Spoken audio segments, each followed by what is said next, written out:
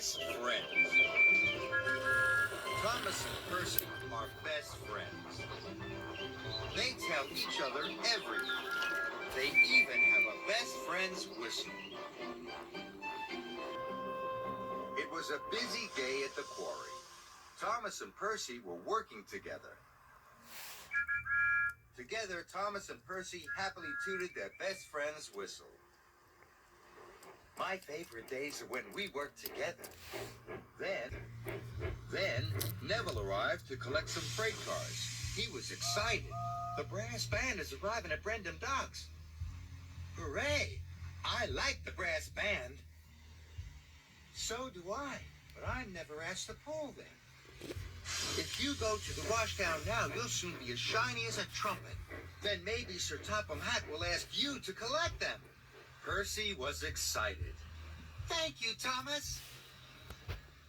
The two engines tooted their best friend's whistle. Later, Sir Topham Hatt arrived. He was in a hurry.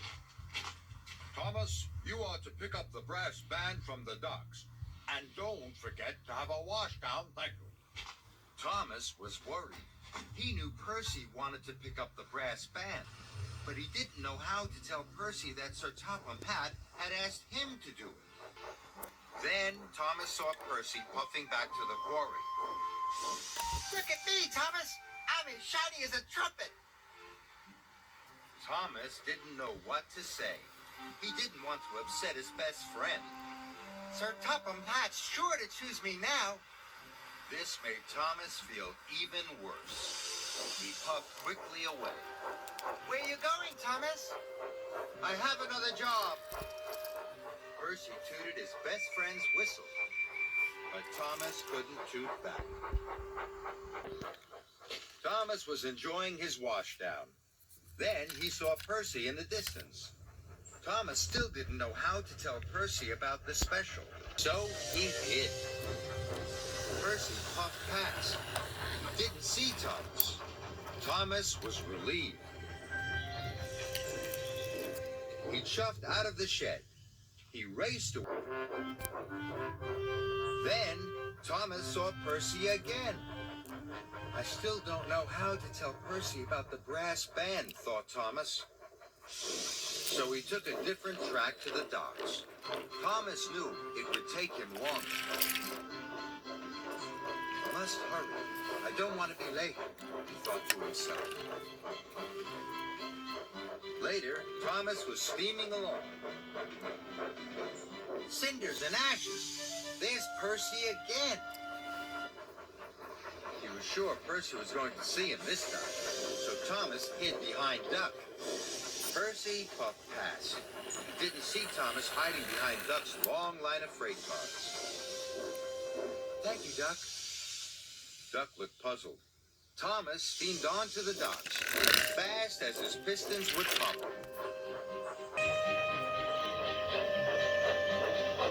Thomas was late for the brass band. They were waiting on the dockside. All aboard! Then he saw some mail cars. He knew Percy would soon come to collect them. Hurry up! The band hurried.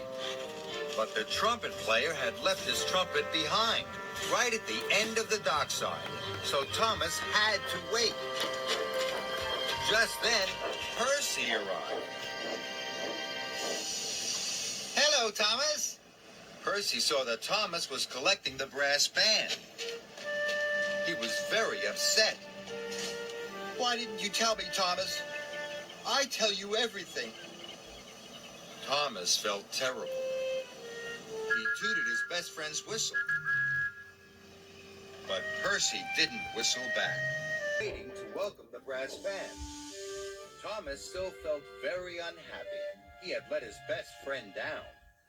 Thomas, you must come back at the end of the concert to pick up the brass band. Then an idea flew into Thomas's funnel. Sir, can Percy pick up the band? Percy is delivering the mail. If I pull Percy's mail cars, then could he pick up the band? Sir Topham Hatt agreed. So Annie and Clarabelle were uncoupled. and Thomas steamed off to find his best friend. He was waiting at a signal. I'm sorry I didn't tell you I was picking up the band. I'm busy. I have to pull the mail. I had something to tell you. I'll pull the mail for you. Then you can go and pick up the brass band and take them to the docks. Percy beamed from buffer to buffer. Thank you, Thomas. He was very excited. Quickly pulled away. He was pleased to help his best friend. Percy steamed off to pick up Annie and Clarabelle. He couldn't wait to collect the brass band. Later, Thomas puffed into Great Waterton. Percy was waiting for the band. You are my best friend, Percy. From now on, I will always tell you everything. And they tooted their best friend's whistle for everyone to hear.